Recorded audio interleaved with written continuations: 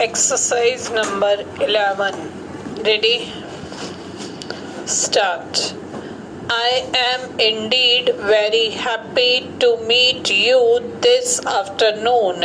I am glad to learn that you have discussed this morning the integrated land colonization scheme, a subject in which I am deeply interested and which I have been propagating for quite some time. At the outset, I would like to congratulate the Ministry of Agriculture and more particularly Dr. M.S. Swaminathan, who has made a thorough study of the scheme and has made it capable of practical implementation.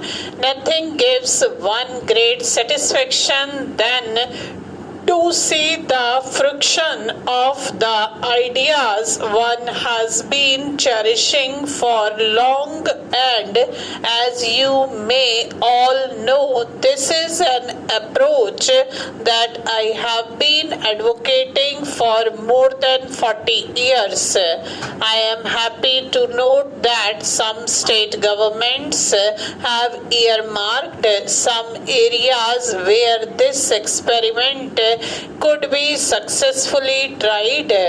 According to my conception, the land colonization schemes have more than the limited objective of providing employment or improving agriculture, making it modern and scientific.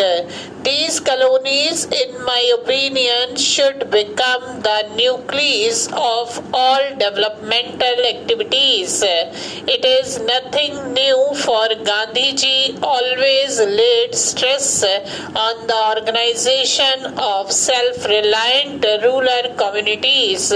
Simultaneously with the transformation that we wish to bring about on the agricultural front, our attempt should be to set up a new number of agro-based industries and generate a new awareness among the rural population. In this connection, I was gratified to go through the note that Dr. Swaminathan has circulated to the seminar participants on some of the approaches to rural development. I must say he has put my ideas in a nutshell and in a much better manner than I have myself done. I have seen the design drawing that he has circulated, which to my mind will substantially translate my slogan, every acre a pasture, every home a factory.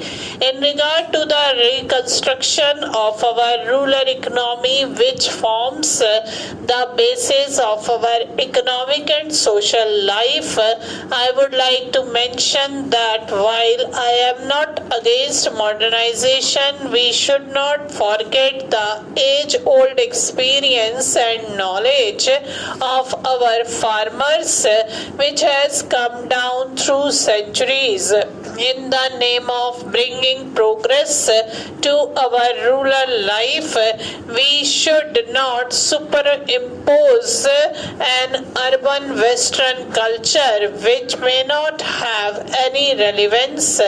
Such an attempt at superimposition of an alien culture will not help to achieve rural resurgence as such, unless and until we build a strong and sure foundation of our rural life, utilizing local talents, material and resources. Whatever we try to achieve may not yield the desired results. Yes, the energy crisis faced even by advanced countries has opened their eyes to the fragility of the entire system.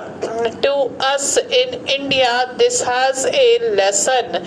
The shortage of fertilizers and the limited availability of agricultural inputs will act as a serious constraint on our improvement in agricultural production and productivity. While efforts should be made to see that agricultural inputs are adequately available to the farmers, we must see how best we can utilize the urban and rural wastes which can help to meet at any rate a portion of the manure needs of our fields. The research laboratories dealing with the different aspects of agriculture should now make a serious attempt, not that they are not doing, but more intense efforts should be made to carry their experiences to the farmers. For example, some years ago I made a suggestion regarding soil testing. The students in different schools in the rural areas might be asked to bring a sample of soil from their land which can be tested in the laboratories by the science teachers in the schools so that proper advice could be given to the farmers through the students who come from the rural stock. I am not an expert. Nevertheless, I feel we should think of simple and easy methods to reach our farmers. The land colonization scheme that I have suggested has not only an economic content but more important is social content. It should attempt to design a new living. If these colonies are successfully worked out, they will act as catalysts and will make the individual farmers also come together on a cooperative basis. After all, once the farmers see that some tangible results have been achieved by some through cooperative efforts, they themselves will be enthused to come together and take advantage of such methods and practices. Of course, many of you are engaged already in different areas, and your success itself is a proof of the increasing awareness among the farmers to take advantage of the modern scientific knowledge available in the country.